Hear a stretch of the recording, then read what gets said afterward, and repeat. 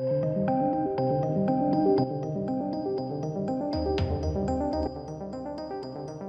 welcome to the video, ladies and gents. This is a really interesting article with Cathy Yan, the Bird of Prey director. Now, there's a few things to really note about this. Is that, like, I'm not here just to completely shit on the film like I have done many times before. I feel that there's a true disconnect. A true disconnect between the directors, the studio, and the audience, and I think this article is really telling of that. It also, to me, just indicates how large that disconnect is, and how people just consistently lie to themselves, but also how we are, this level of reflection here and the fact that there's a disconnect means that we are going to keep getting this and they're not going to get it right. Now, I'm not talking about the film itself specifically, but you'll see here what I'm talking about is how they lie to themselves and they kid themselves on why the film wasn't a success. And it's a shame, really, because this film, opening weekend, had an audience which was predominantly male. And some of the comments here are suggesting that we're not ready for a female-led movie, which is nonsense, because, again, we had Wonder Woman, that absolutely smashed it at the box office. We've had Linda Hamilton in Terminators, they've absolutely smashed it at the box office. This kind of notion that no one's ready for a female-led movie is just, it's utter tripe. And this is the disconnect here. It's just baffling to me why they consistently keep lying to themselves, or this huge disconnect here, they just don't get it as to why the film wasn't a success. So let's get into it, right? Now, this is, again, with the Hollywood Reporter. And we don't really need to get into things like this. It says few films are held to high levels at the box office scrutiny than comic book movies. That was doubly true with R-rated Birds of Prey. It goes on here about Harley Quinn popularity. Birds of Prey opened behind expectations. It was a disappointment, earning strong reviews, having a budget of 82 million. Relatively modest figure. Yeah, is and it isn't. I would imagine it's a little bit higher than that, though, because they had reshoots. You're probably looking at about $100 million. And then it says, filmmaker Cathy Yan, who made the jump from independent film studios to filmmaking, to bigger studio filmmaking with Birds of Prey, acknowledges some personal disappointment over the narratives that emerged over its performance. And this is what we're talking about. Okay, so let's get into it. I know that the studio had really expectations for the movie, as we all did. There were also undue expectations and this is the point I'm trying to make here. And I don't need to rant and rave. This isn't like, oh, SJW woke. We're not talking about any of this trash. So before people jump the gun and start saying right wing, woke, all this kind of nonsense, it's not what we're talking about. We're just talking about a disconnect from people and just them lying to themselves. Undue expectations on a female-led movie. Well, why is it undue expectations? Ultimately, you want to be held in the same regard. We want equality. We didn't hold Wonder Woman on this high pedestal. It's from the same studio. We didn't hold Wonder Woman on this massively high pedestal. It was released. People liked it, so they fast-tracked a sequel. I mean, it's not rocket science, is it? But to sit there and I think really, it's unfair, isn't it? It's misrepresentation. Undue expectations. That's misrepresentation on a female-led movie. And what I was most disappointed in was this idea that perhaps it proved that we're not ready for this yet. What are you talking about, Cathy? What are you talking about? To say that, and again, it's really, it's unfair to say that. It's a true misrepresentation. This is not a representation of the facts. This is not the case, is it? You're discounting years of female-led movies to say that we're not ready for a female-led movie. Ultimately, the film, was just not very good. And to say that we're not ready for a female-led movie is nonsense, right? Why? Well, because predominantly it was men that went to see it opening weekend, and that's statistical fact. So you can't say it was men, right? It's that you didn't appeal to women, actually. You didn't tap into the female market with this film. A film which, predominantly was to tread on men. That's predominantly the narrative in this film. Again, I'm not going off on a tirade here, but that's predominantly the narrative. Men were the majority of people that actually went to see it opening weekend. That's laughable. To then sit here and say this and not acknowledge that fact, that's how? How do you have this disconnect, Kathy? How? How do you lie to yourself? The numbers don't lie, they're factual, right? Mathematics couldn't give a toss what your opinion is. It's just cold hard facts. It's why, anyway. And then, that was an extra burden that, as a woman of colour director, I had already had on me anyway. No. No one cared that you're a woman of colour. That was not the narrative being thrown around. So we're blaming two things here. You're blaming that it's a female-led movie, and apparently we're not ready for that, despite many, many box office successes telling you the contrary. Okay? And also the facts and figures, the statistics of the gender pool that went to watch your movie, again, telling you the contrary. And now you're saying the fact that because you're a woman of colour. What? How? How many more things can we blame? Other than the fact that you just didn't tap into the female market. Because that is the clincher here. You didn't tap into your actual target demographic. Because it was men that went to see it. Which is, again, laughable. So yes, I think there were certainly different ways you could interpret the success or lack of success of the movie. And everyone has a right to do that. But I definitely do feel that everyone was pretty quick to jump on a certain angle. Okay, well, let's be honest, okay, you and your cast projected a certain angle for the narrative of the film. So people jumping on that certain angle was completely justified, and you know it. Now, interestingly enough, she says she had to fight. There's a scene in the film where Ewan McGregor's Roman Sionis basically strips a woman in his club and belittles her, humiliates her, and makes her, feel like crap. It was a really weird scene. It was very, very odd. The purpose of it seemed out of place, even for this type of film. But anyway, she apparently had a fight to keep that scene in. She says, I'll be honest, we had to fight to keep that scene because it was uncomfortable. It was risky. And we had to fight to keep it at all. There are cuts of the movie without it. And I think it's a huge turning point for Roman. It's a huge turning point for Canary. And the way that we shot it was hopefully not about the sexual violence upon the woman. It was more about Roman, what he's capable of, and Canary seeing him for who he really is for the first time. Now, she can fully cut herself off from him. And I thought it was a really important scene, so we fought for it. Well, I will agree to disagree on the importance of that scene and kind of what it did for Canary. I personally thought that the movie represented Canary fully knowing the dangers of Roman, even prior to that. But again, whatever. And then it kind of continues on, right? So, we start to talk about some other bits and pieces about, coronavirus. You're actually able to say that now in videos. There's some new bizarre rules from YouTube. So, yeah, they're not censoring it now. I think they realise that they got a whole bunch of kickback from that. And there's some other bits on here, about director videos and things like that. And, all this kind of stuff. But there's not really much else. There's not much else in here. It says, I'm curious about your expectations versus reality when you think back to your expectations of how this entire experience would go. What differences surprised you the most in retrospect? We're talking about studios and all this kind of stuff. But there's not that much else in here that is worth picking apart outside of those first few things. There is this here. It says, in your estimation, what was the key to your pitch that ultimately landed you the movie? Now, we know that she basically just went in there with a sizzle reel of women being belittled in the modern age or whatever.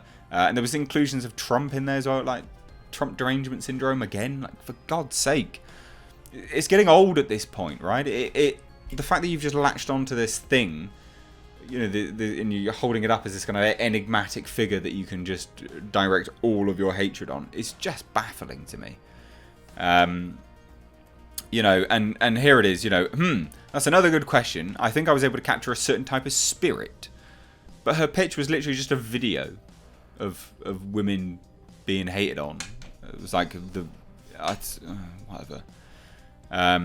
A bit of anarchic, bold, irreverent spirit through the sizzle reel that I made and the way that I spoke about it. I think Margot and Christina really envisaged the spirit for the movie when they started to write the script. And that's the other part here. Margot had story say. Margot Robbie's not a writer. Stop it. She's not good. She got some good-ish range. She was good in Wolf of Wall Street. She was fine in Suicide Squad. Terrible in this. So stop getting her to write stuff. And it's concerning that she's got Tank Girl. She's got a production company. She's got Tank Girl. Concerning. I really related to the material. And I think the movie is very much a story about female representation and the female experience. In what world is that the female experience? The people that you painted in this movie are such larger than life characters. They don't exist. They just don't. They really don't. Like in the absolute fringe space of society, they might exist. But this is the thing. Men want to watch your movie, right? So they watched it regardless of you pitching it as this female empowerment film. It was women that you didn't capture. So to say this here, this is the laughable thing here. It says, it's very much a story about female representation and the female experience. But you clearly didn't represent females when your target audience didn't go to watch your own movie. And this is what we're talking about, the huge disconnect here. You pitched it as one thing, you marketed it as one thing, and you got completely the opposite reaction. Which is, how do you get that so wrong? And then how do you lie to yourself to say that it was, a success and things like this, and it was because, people aren't ready for a female-led movie? I mean, what the hell are you on? And it says, I felt like I was going through something like that myself and finding confidence in myself as a filmmaker, as a person, and as a woman of colour in the world. Well, the fact that you that's your sole identity. You view the world through the lens of being a woman of colour. No wonder you feel so oppressed. No wonder you feel like you have to make, big strides and puff up your chest like a pigeon to make a name for yourself. It's kind of sad. So those are definitely things that I wanted to make sure were part of the story of this movie. And I think that's what their intent was as well. You missed it. It says, did the studio have any requests for you as far as the DC Extended Universe is concerned? Did they encourage some connectedness? Connections would have been a better word, but never mind. Which you ultimately fulfilled by honouring the events of Suicide Squad more than most people probably expected. Yes and no. They were pretty supportive and hands-off in terms of that specific thing. So it's interesting, isn't it, that there's not really any top-down studio say about what they're doing connecting all of this. And I think the next film in all of this, i.e. Wonder Woman 1984, will really be interesting. Like, what do we do? What do we do? That's going to tell us whether they are connecting things moving forwards or whether they are moving it apart. But you would have thought, from a top-down looking perspective, that Warner Brothers would have a little bit more say. And it's a shame that they didn't really. We even talk about Harley's new look. While I vastly prefer Harley's new look, I have to give you a lot of credit because I would have been too afraid to change her massively popular Suicide Squad look. And they changed this because they didn't want... Apparently this film didn't succeed because men couldn't jerk after her, which is, again, laughable. It says, did you have any initial anxiety over this justifiable change? Ha ha ha, not really. For the entire creative team, if you think about the pressure or expectation on the movie too much, you can succumb to it. For us, it was very much grounded in character. It starts with a breakup. It's Harley finding herself and being her own hero in a sense. Suicide Squad was very much about her with the Joker, and the way that she looked was part of that. They looked like a couple. She literally had pudding choking her neck with a choker.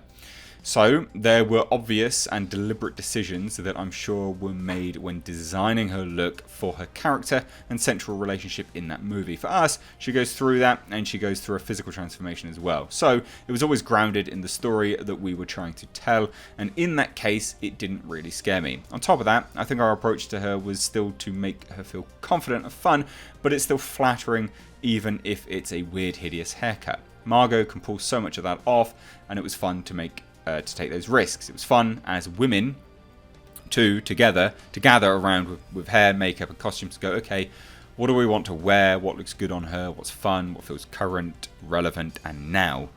I don't think, how is this current, relevant, and now? What are you on?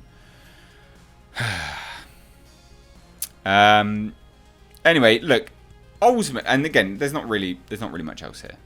Again, there's not like a past life as a journalist, all this kind of stuff. I don't want to just skip over it, you know, and make it seem like, you know, I'm kind of, well, just breezing past it all. There's not really much else here.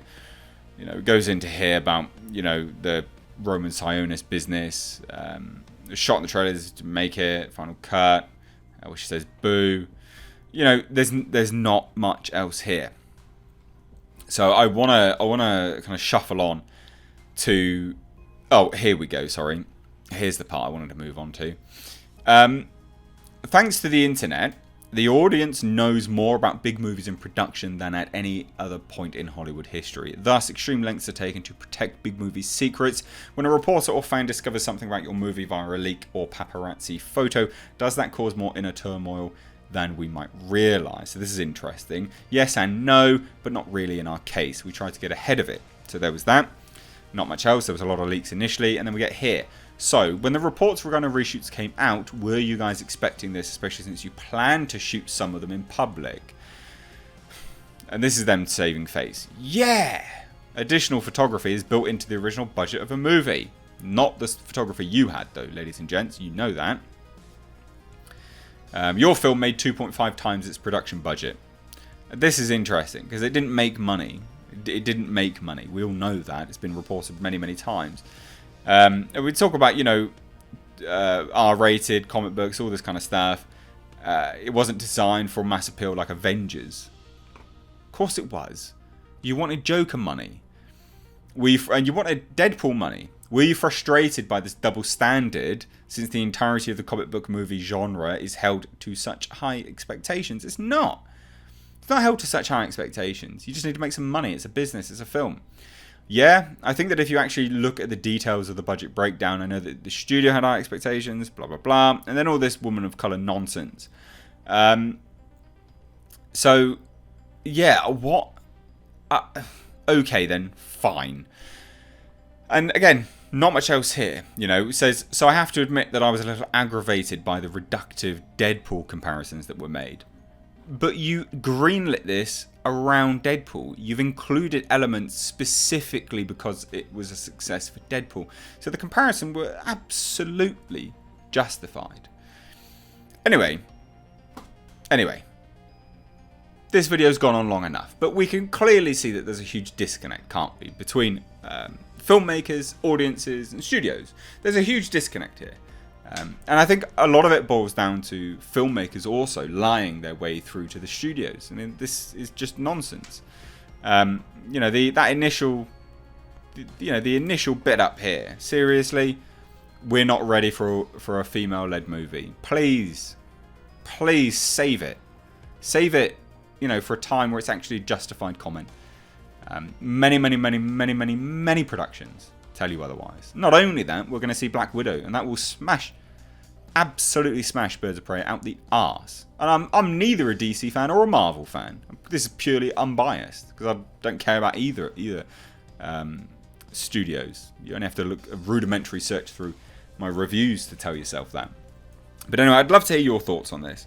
Let me know all of that down below in the comment section. Also, please do give this video a like and a share. I'm just going to say it now. YouTube is taking a huge hit because of everything that's going on in the world, right? You know, please do allow adverts to play. It doesn't cost you anything. And I'm not saying allow mine to play, just anyone's. because you're going to see a lot of people have to just stop making videos in the long run as a result of this huge economic downturn.